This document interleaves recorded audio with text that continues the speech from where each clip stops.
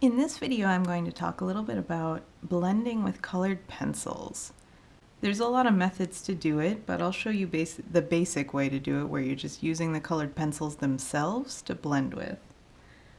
First, I want to talk just a little bit about sharpening a colored pencil. The first thing you want to stay away from is using an electric pencil sharpener.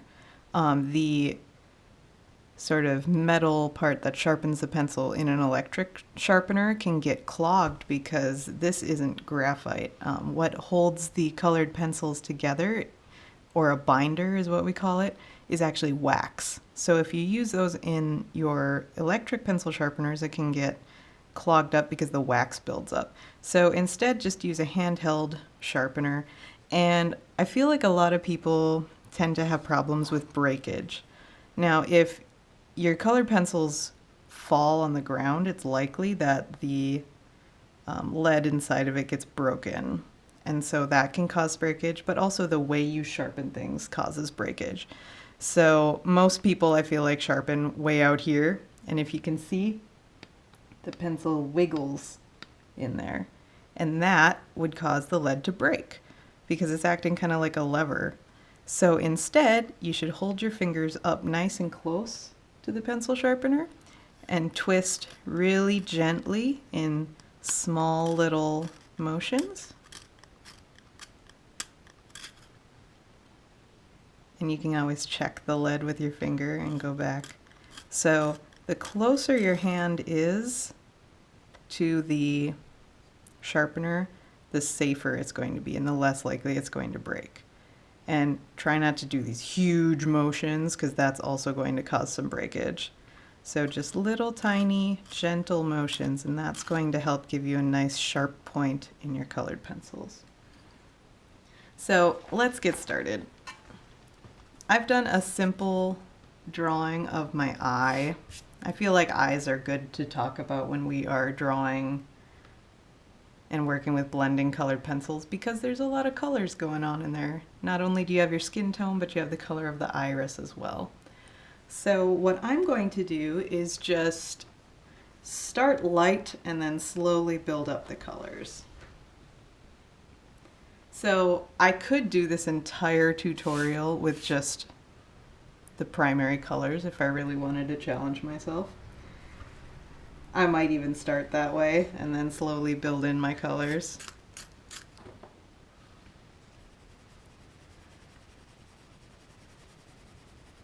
So I'm just going to start by blocking in areas of color. At this point, I'm just pressing really lightly and not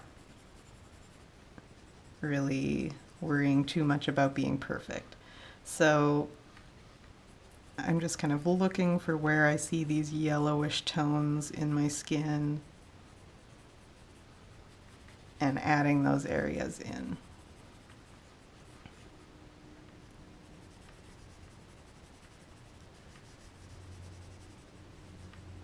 I'm not trying to make the perfect, or like find the perfect colored pencil to be the exact same color, because our skin is a lot of different colors.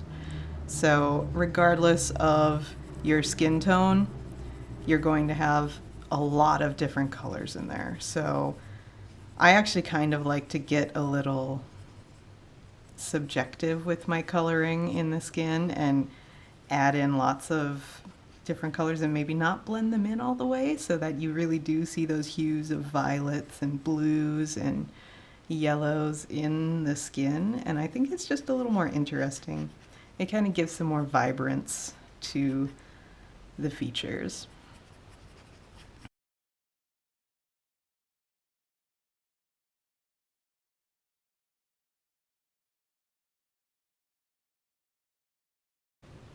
As you can see, I'm kind of working in opposing colors right now. So I went from yellow to a light violet color. So we would call those complementary colors, colors that are across from one another on the color wheel. I like to kind of work that way because I'm working warm and cool and just starting to build depth with that. You can see that I am kind of making my marks along the planes of the eye, so I'm kind of following the shape of the eye as I make the marks. They're kind of sketchy right now, but they're slowly going to build up and be layered and layered on top of one another until it's very smooth. So right now it's okay to be loose, and they'll slowly just build up as we go along.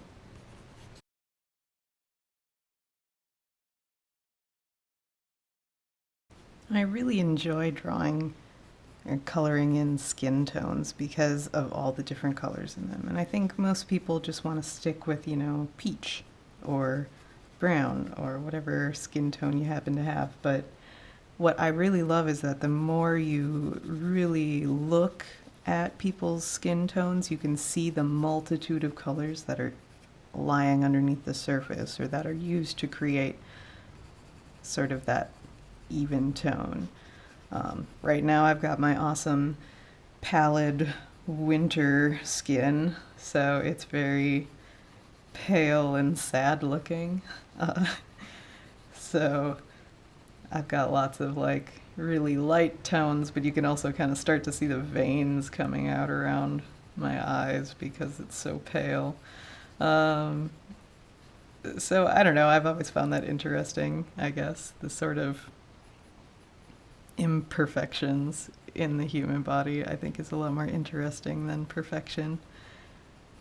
I've always been drawn to asymmetry, so things that don't match, because it's just so much more interesting to draw.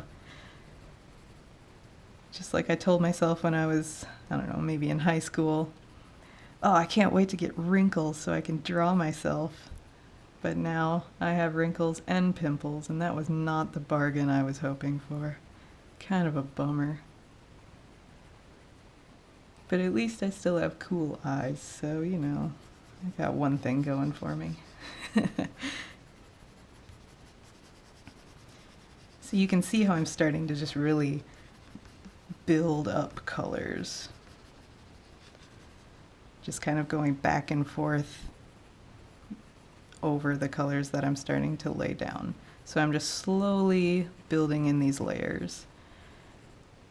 And working realistically with colored pencil is a pretty time-consuming process, so this video is probably going to be long, and I'm probably going to have to cut it quite a bit to get to where I need to be, but I think it's interesting to just show you all sort of how the process begins and how it looks in the middle, and obviously how it looks at the end.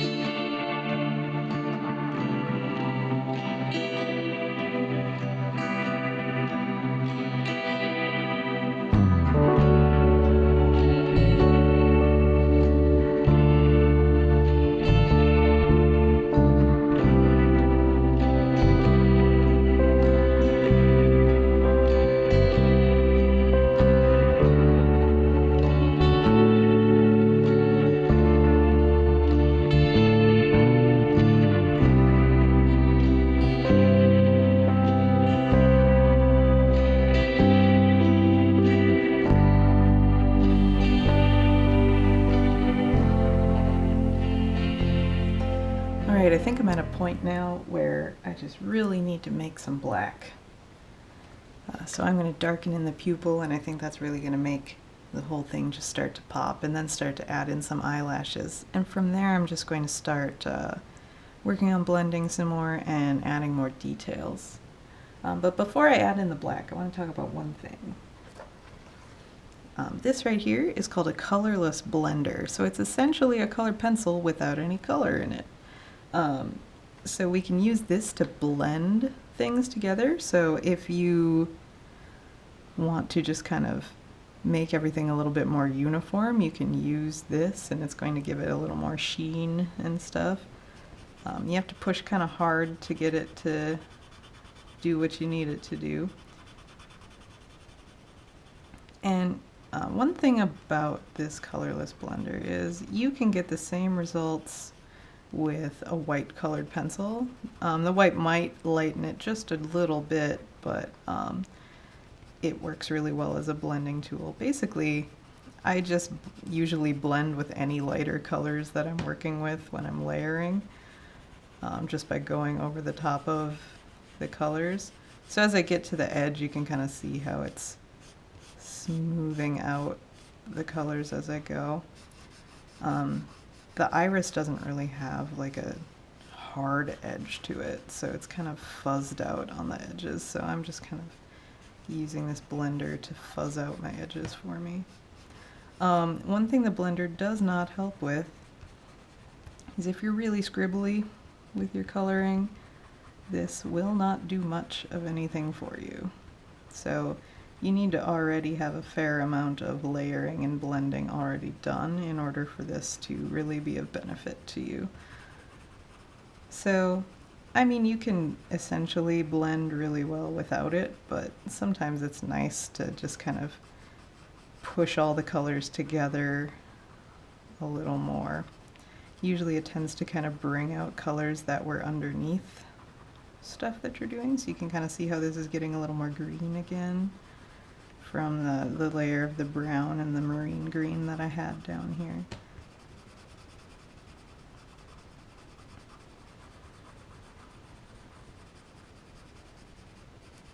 Another thing about the blender is once you put down a layer with your colorless blender, it's going to get kind of progressively harder to layer more color on top of it after you've put it down, because there is kind of a threshold of how many layers of colored pencil you can lay down before the paper just won't accept anymore.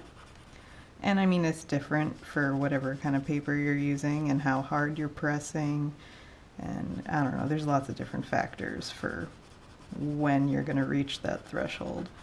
But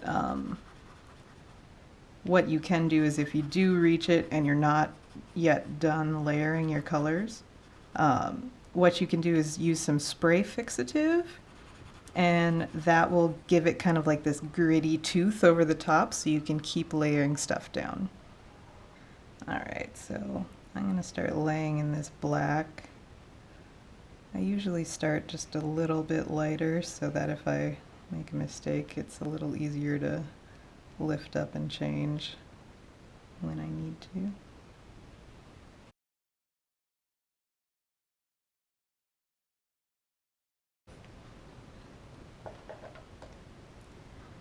Now that's looking nice. Alright, so I'm just going to go ahead and just keep working on the skin tone for a while before I add in the eyelashes, because I don't want to smudge them or anything. So I'm just essentially going to keep building.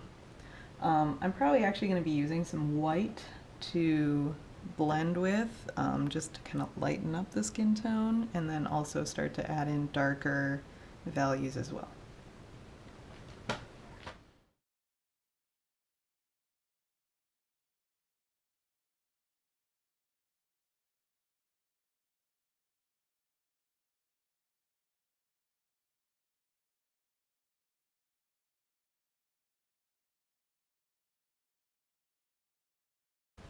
You know, I'm starting to think that it might be a little unusual that I'm really happy I have these nice dark circles around my eyes, just because it's so much more fun to draw.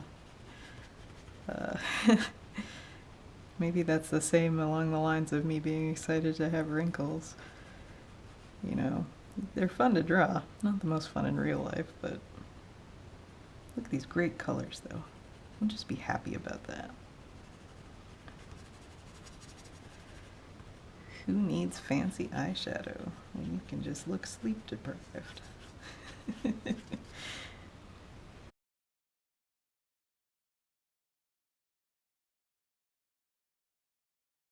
Now the key to drawing eyelashes when we're drawing something, you know, this large and up close is to really understand like how they actually sit on the eye here. Like they attach at the eyelid, but then they bend and curve up, and they're kind of coming out at us.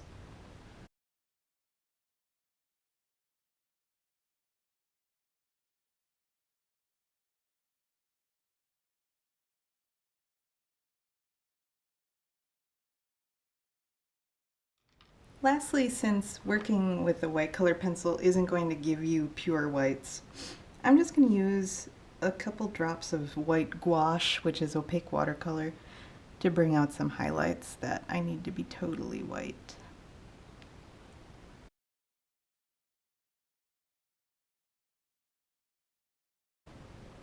And there we have it. Hopefully that will help you come up with some great plans for blending with colored pencils. Thanks for watching.